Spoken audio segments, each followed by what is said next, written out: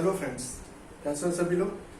उम्मीद करते हैं सब लोग बढ़िया होंगे और अच्छे से क्लास कर रहे होंगे। हम लोग फंडामेंटल राइट्स में हम लोग आर्टिकल नंबर 30 तक हम लोग कर चुके हैं और अब हम लोग कल्चरल एंड एजुकेशनल राइट्स के बारे में पढ़ेंगे। इसके आगे जो है कल्चरल एंड एजुकेशनल राइट्स, ठीक है।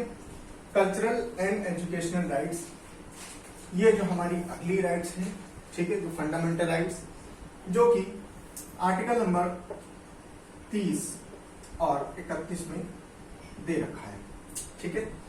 आर्टिकल नंबर 30 और 31 में, सॉरी 29-30 में दे रखा है। 29-30, ठीक है, 29-30 में ये दे रखा है। 28 तक हम लोग कर चुके थे, 25 से 28 हम लोग ने लास्ट क्लास में किया था और आगे आज हम लोग जो है कल्चरल एंड एजुकेशनल राइट्स, ठीक है। Cultural and educational rights of what, ठीक है, ऑफ होम। तो माइनॉरिटीज के बारे में हम लोग बात कर रहे हैं, माइनॉरिटीज की, ठीक है। अगर देखा जाए तो ये जो राइट है ये दोनों आर्टिकल नंबर 29 और आर्टिकल नंबर 30 ये बेसिकली देखा जाए तो ये माइनॉरिटीज के बारे में डेडिकेटेड है। और हमारे समाज में जो है बहुत सा समाज हमारा जो है बहुत से वर्गों से ये जुड़ा हुआ है।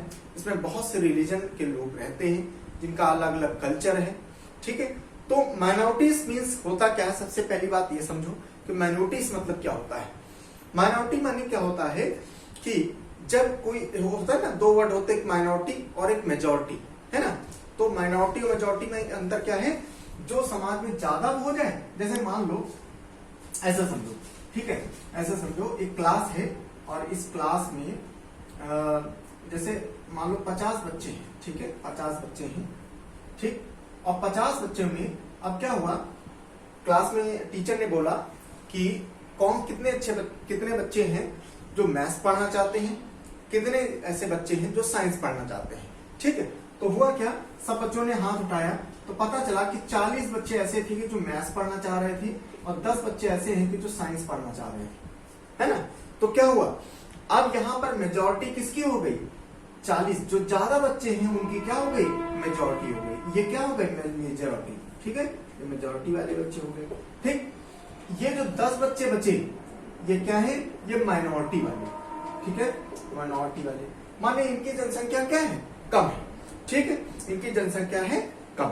तो ये क्या होगा, माइनॉरिटी वाले, ठीक। अच्छा, दूसरी बात, एक बात और समझो, ये बिल्कुल पॉसिबल है, ये बिल्कुल पॉसिबल है कि ये जो माइनॉरिटी वाले हैं ये 50, अच्छा देखो, बिल्कुल सिंपल सी बात, बहुत ध्यान से समझना। अब देखो टीचर ने क्या बोला था कि कौन, आप सभी लोग हाथ उठाओ जो बच्चे मैथ्स पढ़ना चाहते हैं, जो बच्चे साइंस पढ़ना चाहते हैं। इस एग्जाम्पल से आप खुद ही समझो कि जब ये 40 बच्चे मैथ्स पढ़ना चाह रहे हैं, इसका मतलब टीचर का डिसीजन क्या होगा, वो मैथ्स पढ़ाएगा कि साइंस। आपको उत्तर खुद ही मिल गया होगा, ठीक। उत्तर ये मिला कि आप जो टीचर है वो क्या पढ़ाएगा, मैथ्स पढ़ाएगा, क्योंकि ज्यादातर बच्चे क्या कर रहे हैं, मैथ्स के लिए डिमांड कर रहे हैं, ठीक है। तो इसका मतलब ये भी है, इसका अगर उल्टा साइड देखो कि कहीं ना कहीं ये जो माइनॉरिटी वाला बंदा है, ये जो माइनॉरिटी वाले बंदे हैं, इनकी जो इच्छा थी साइंस पढ़ने की, वो साइंस पढ़ने की इच्छा इनकी क्या हो जाएगी, उनका हनन होगा, ठीक है, उसको जो है तवज्जो नहीं मिलेगा। तो यही माइनॉरिटी है। तो जो संविधान है, हमारे जो संविधान जो निर्माता है, तो संविधान निर्माता ये संविधान को बनाते समय देखा कि हमारे समाज में कई प्रकार के जो है कल्चर्स हैं, रिलीजन है और कई लोग, कई प्रकार की भाषाएं हैं। और इस भाषा के आधार पर, रिलीजन के आधार पर, कल्चर के आधार पर जो इतना सारा समाज है, लेकिन इसमें भी क्या है, बहुत सारे, मान लो कितना, जो 4-5 हम लोग नॉर्मली जो बोला करते हैं, हिंदू, मुस्लिम, सिख, ईसाई, ये सब करके, ठीक है। लेकिन इसमें सबसे ज्यादा क्या, हिंदू है, मान लो, ठीक, हिंदू सबसे ज्यादा, फिर उसके बाद में मुस्लिम, ऐसे सिख, ऐसे करके सब लोग हैं। लेकिन कुछ ऐसे भी लोग हैं जिनकी जनसंख्या कम है कंपेरेटिवली, अगर इंडिया एज अ होल की अगर बात करें तो वो लोग कम है। तो माइनॉरिटीज में आएंगे वो लोग जिनकी जनसंख्या कम है, वो लोग क्या है, माइनॉरिटी है। अब वो माइनॉरिटीज की जो इच्छाएं हैं जो माइनॉरिटीज के जो भी उनकी लैंग्वेज है या रिलीजन है उसके आधार पर ये चूंकि माइनॉरिटी में आ गए तो इनके साथ में कोई भेदभाव ना हो जाए, इनके लिए जो है इनके फंडामेंटल राइट्स का हनन ना हो जाए, इस वजह से संविधान निर्माता ने आर्टिकल नंबर 29 और आर्टिकल नंबर 30 के माध्यम से ये चीज बताया क्या कि इनके राइट्स, इनके कल्चरल और एजुकेशनल राइट्स जो है उनका जो है हनन ना हो पाए, इस वजह से इनका आर्टिकल नंबर 29 और 30 दिया गया। ठीक है, समझ में आती बात। आर्टिकल नंबर 29 की अगर बात करें तो क्या है आर्टिकल नंबर 29, बहुत ध्यान से समझिएगा। ठीक है, आर्टिकल नंबर 29 में बोला गया है क्या, देखो कल्चरल के बारे में बात हो रही है। ठीक है, कल्चर्स की बात हो रही है। Article number 29 provides that any section of the citizen residing in any part of India, ठीक, समाज का कोई भी वर्ग हो और पूरे देश में कहीं भी रहता हो, पूरी इंडिया में कहीं भी रहता हो, कन्याकुमारी से लेके, ठीक है, ये ऊपर से लेके नीचे तक, इधर से लेके ईस्ट से लेके वेस्ट तक या वेस्ट से लेके ईस्ट तक, कहीं भी पूरे भारत में कहीं भी रहता हो और कोई भी सेक्शन ऑफ सोसाइटी हो, ठीक है, तो सबके लिए एप्लीकेबल है। In any part of India have in distinct language, अपनी उनकी कोई भी लैंग्वेज हो सकती है, कोई भी लैंग्वेज, कोई भी स्क्रिप्ट हो सकती है। स्क्रिप्ट होती है ना, लिपि बोलते हैं ना, जैसे चाहे वो हिंदी, जैसे हम लोग हिंदी लिखते हैं ना, हिंदी देवनागरी लिपि, ठीक, ऐसे हम लोग राइट से, जैसे लेफ्ट से राइट लिखते हैं, है ना। उर्दू में कैसे है, ये इधर से राइट से लेफ्ट लिखते हैं, समझ रहे हो। तो इनके कैसी भी स्क्रिप्ट होनी चाहिए, हो सकती है, या लैंग्वेज हो या कल्चर हो, ठीक है। तो ये क्या है, of its own shall have the right to conserve the same, ठीक है, अपना उनका राइट है कि उसको जो है अपने तरीके से अपनी भाषा को बोले और उसके बचाव करें और उसको जो है आगे प्रमोट करें। वो उनके मतलब उनके साथ में कोई भेदभाव नहीं हो सकता। ऐसा नहीं है कि उनकी वो मतलब जो है उनका पोषण कम है तो उनके साथ में कोई भेदभाव हो और उनकी जो है भाषा को कोई तवज्जो ना दी जाए, ठीक है।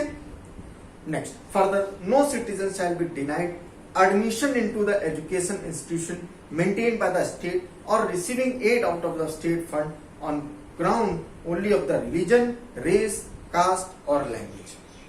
कोई भी बंदा थ्रू आउट इंडिया रिलीजन के आधार पर, रेस के आधार पर, कास्ट के आधार पर, लैंग्वेज के आधार पर उसको जो है नेग्लेक्ट नहीं किया जा सकता, उसको झुठलाया नहीं जा सकता, उसको मना नहीं किया जा सकता।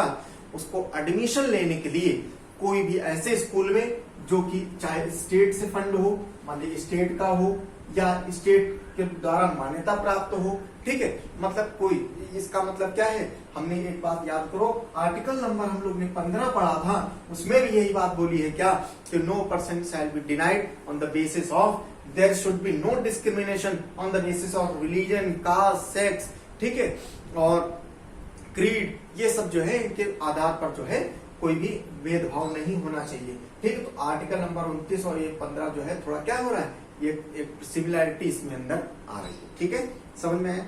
Next, article 29, the first provision protect the right of the group while the second provision guarantees the right of citizen as an individual irrespective of the community to which he belongs, ठीक है। कोई भी religion का हो, कोई भी cast का हो, कोई भी लैंग्वेज बोलता हो, कोई भी प्रकार का भेदभाव नहीं हो सकता। Article 29 grants protection to both religious minorities as well as linguistic minorities. दो ही टाइप की माइनॉरिटी मानी गई है हमारे संविधान में, ठीक है। एक है रिलीजियस, ठीक है, एक है रिलीजियस और एक है लिंग्विस्टिक, ठीक है, लिंग्विस्टिक, ठीक है। ये दो ही माइनॉरिटी हमारे संविधान में दे रखी है, इसी के आधार पर माइनॉरिटी होगी।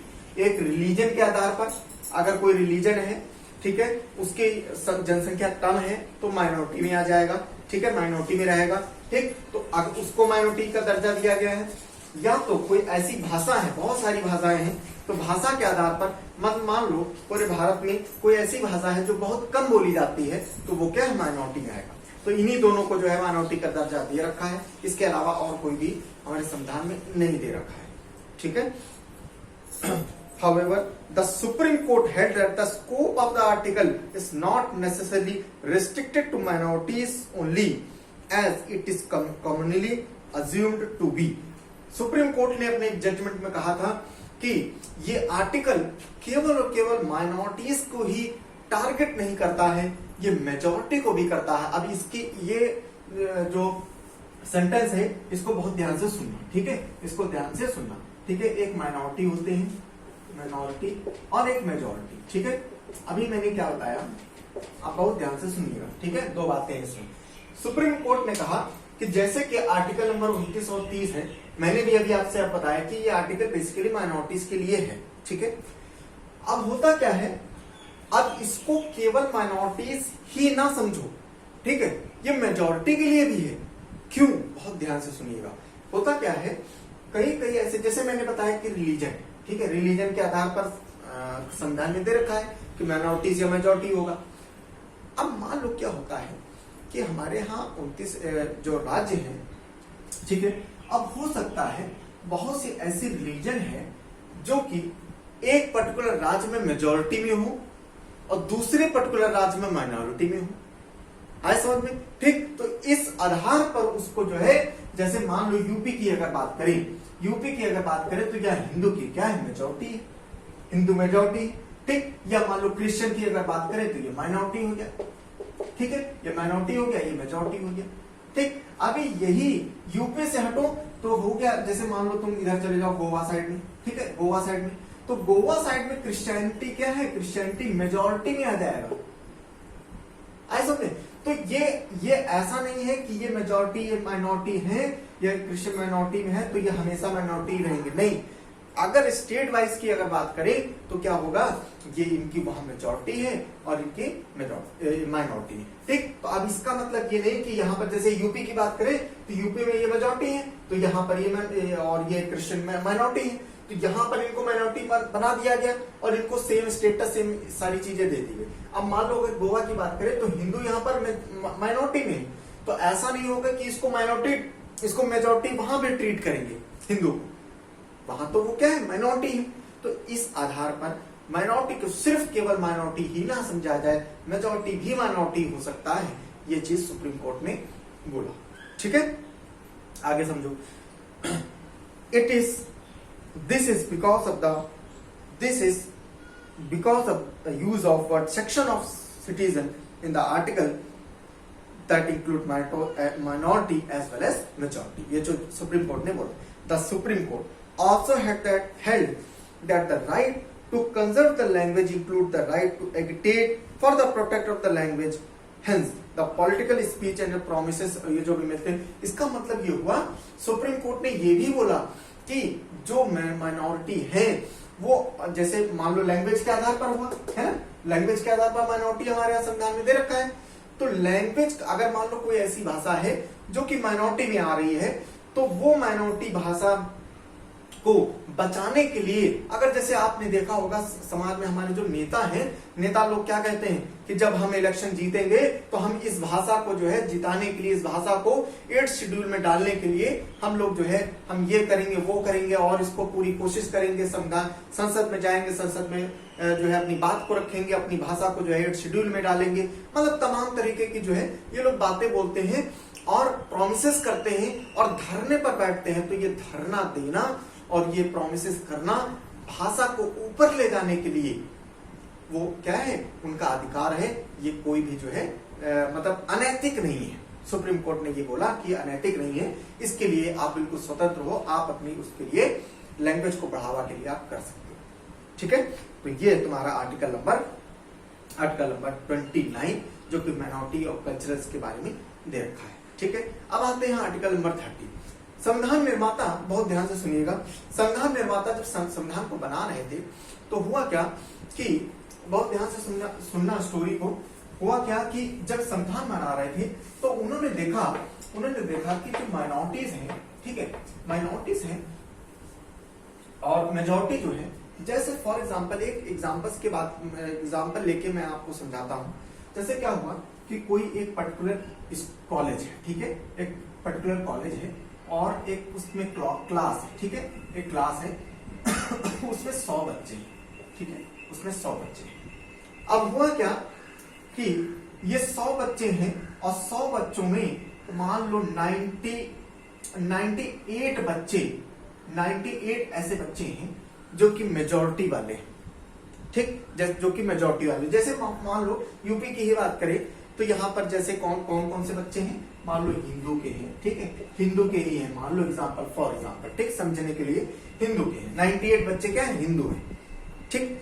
अब हुआ क्या, हिंदू हैं या ज्यादातर हिंदी बोलने वाले हैं, ठीक है, हिंदी बोलने वाले हैं, इंग्लिश बोलने वाले हैं, ऐसे करके बच्चे हैं जो हिंदी और इंग्लिश करके बोलेंगे, ठीक है, 98 ऐसे बच्चे। अब एक बच्चा ऐसा आ गया जो कहा रशियन बच्चा है, अब वो रशियन बोलता है, ठीक है, रशियन बोलता है, रशियन जैसी उसका कल्चर होगा, रशियन जैसी उसकी बॉडी होगी, ठीक है, उसका जो वेशभूषा होगी वो भी रशियन होगी, उसकी लैंग्वेज रशियन होगी। अब होगा क्या कि जब ये बच्चा 98 बच्चों की भीड़ में जब ये जाएगा तो अपने आप को असहज जो है महसूस करेगा। अब बहुत सारे ऐसी कंडीशन हो सकती है कि ये बिल्कुल तय है कि 98 बच्चे मिलके उसको जो है, बहुत से बच्चे उसको जो है प्रताड़ित भी करें, उसको बुली करें, ठीक है, वो मजाक उड़ाएं उसका, और बहुत सारी चीज।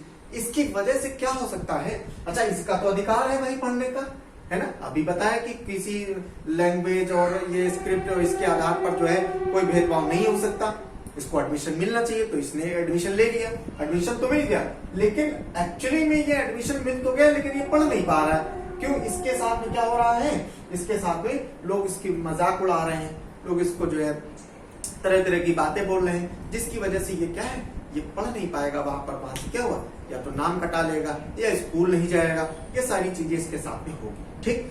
तो अब ये माइनॉरिटीज का जो, ये तो माइनॉरिटी था, तो माइनॉरिटीज की जो शिक्षा का जो अधिकार है वो वहां पर फेल हो जाएगा। अगर ये पढ़ेगा नहीं तो आगे बढ़ेगा कैसे?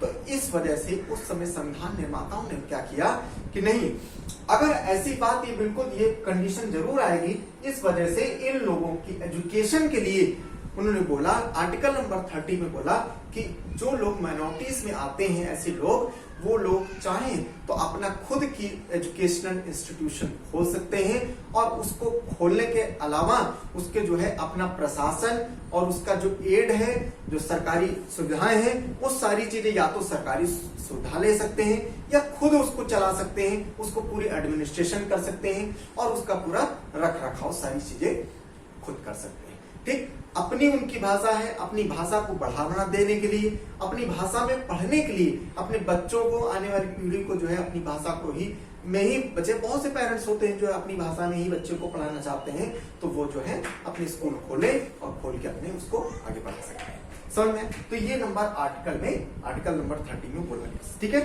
चलो आगे समझते हैं। Right of minorities to establish and administer educational institution, ये बोला गया है आर्टिकल नंबर 30 में। क्या है, आगे समझो। Article number 30 grants the following rights to the minorities whether religious और linguistic, ठीक है। जैसे मैंने बताया कि रिलीजियस और लिंग्विस्टिक के बेसिस पर होते हैं माइनॉरिटी, जो संविधान में दे रखा है, तो दोनों आधार पर जो है उसको मिल सकता है। Number 1, all minorities shall have the right to establish, administer educational institution of their choice।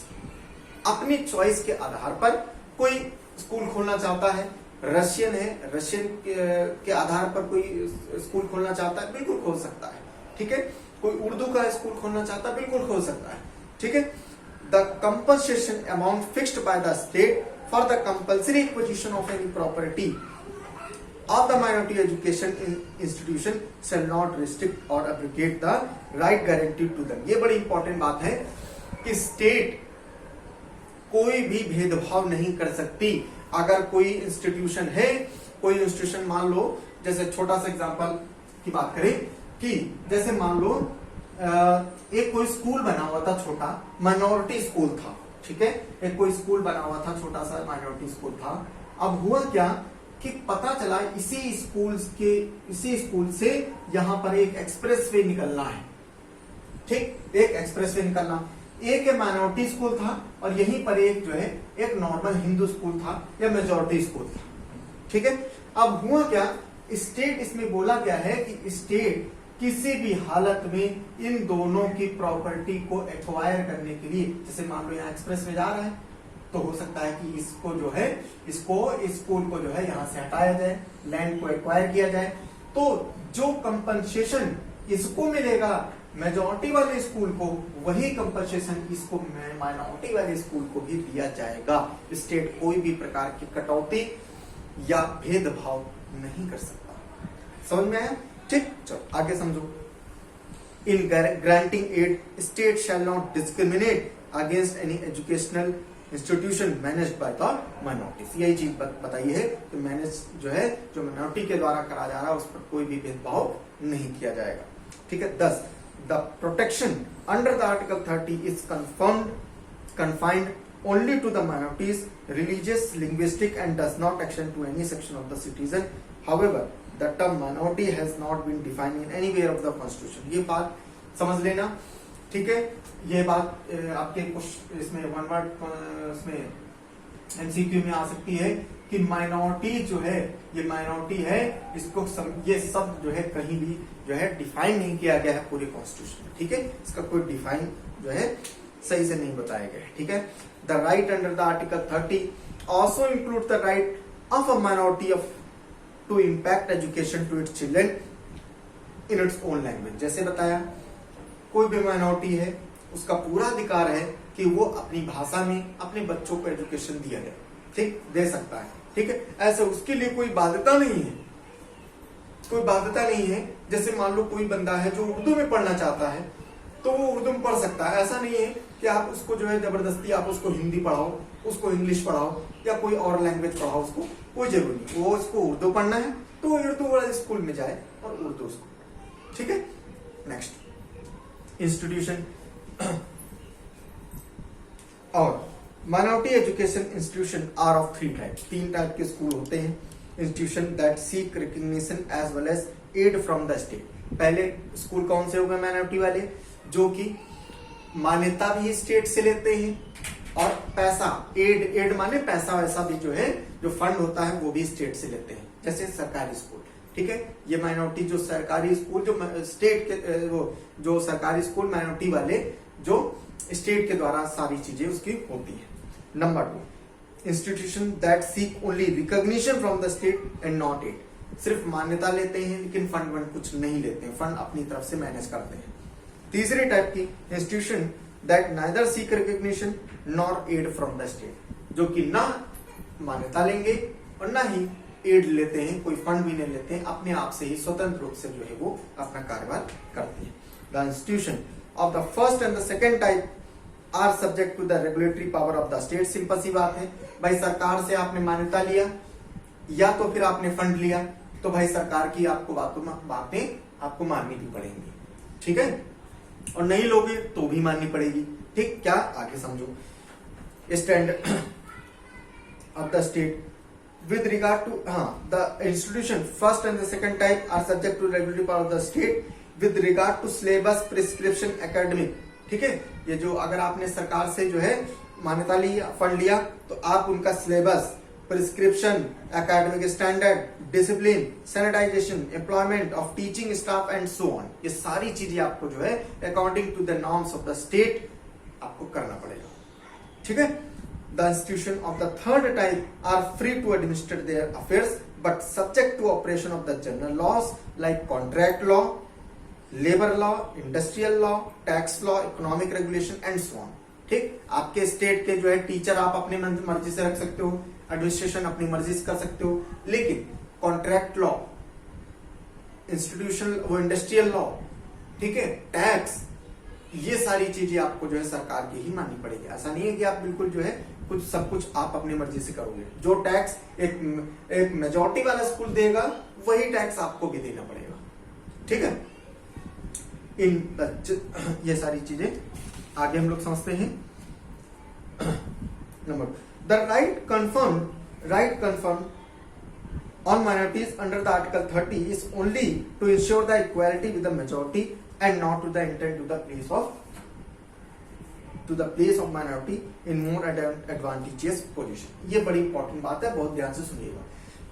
Minorities को जो आर्टिकल नंबर 29 और ये 30 दिया गया है, ये केवल और केवल इस वजह से दिया गया है कि इनका लेवल नीचे ना जा पाए, ये दबे ना रह जाएं, ये अपने समान लेवल पर समाज में समान लेवल पर आ पाए।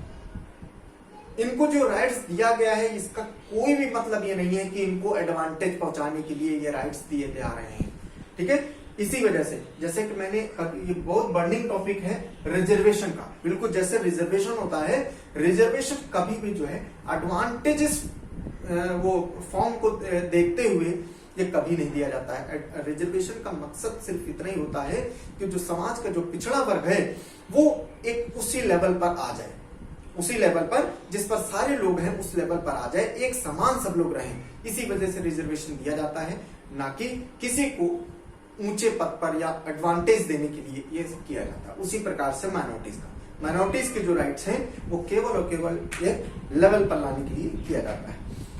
There is no reverse discrimination in favour of minorities, और कोई भी रिवर्स जो है डिस्क्रिमिनेशन नहीं होगा। The general laws of the land relating to nominal national interest, national security, social welfare, public order, ये सारी चीजें जो राइट्स दिया गया है माइनॉरिटीज को, ये केवल और केवल एक लेवल पर आने के लिए है, लेकिन इसका कोई वास्ता नहीं है कि नेशनल लेवल पर कोई नेशनल इंटरेस्ट पर या पब्लिक ऑर्डर पर कोई बात आएगी तो वो चीज एक्सेप्टेबल नहीं है, ठीक है। इससे कोई उसका मतलब right to establish the and administer the educational institution is not absolute, ठीक है। ये एब्सोल्यूट पूरी कंप्लीट पावर नहीं है, ठीक है। कंप्लीट पावर नहीं है कि आप एजुकेशनल इंस्टीट्यूशन कुछ भी खोल सकते हो, ठीक है, कुछ भी नहीं खोल सकते हो। जो चीज आपके नॉर्म्स है आप नॉर्म्स के आधार पर जो है कर सकते हो। Not does it include the right to maladministration. Maladministration मतलब क्या है कि आप जो है उसका प्रशासन जो है बिल्कुल गैर कानूनी तरीके से आप नहीं चला सकते हो, ठीक है। There can be regulatory measures for ensuring the educational character standard and the maintaining of the academic excellence. आपको एकेडमिक एक्सीलेंस भी आपको प्रूव करके देना पड़ेगा और सारी चीजें according to the norms of the government करना पड़ेगा, ठीक है। तो कुल मिला के आपको ये आर्टिकल या नंबर 30 और 29 आपको ये क्या है, एक माइनॉरिटीज को डेडिकेटेड है, और माइनॉरिटीज में जो है उनके कल्चरल्स के बारे में और उनके एजुकेशनल राइट्स के बारे में जो है दे रखा है।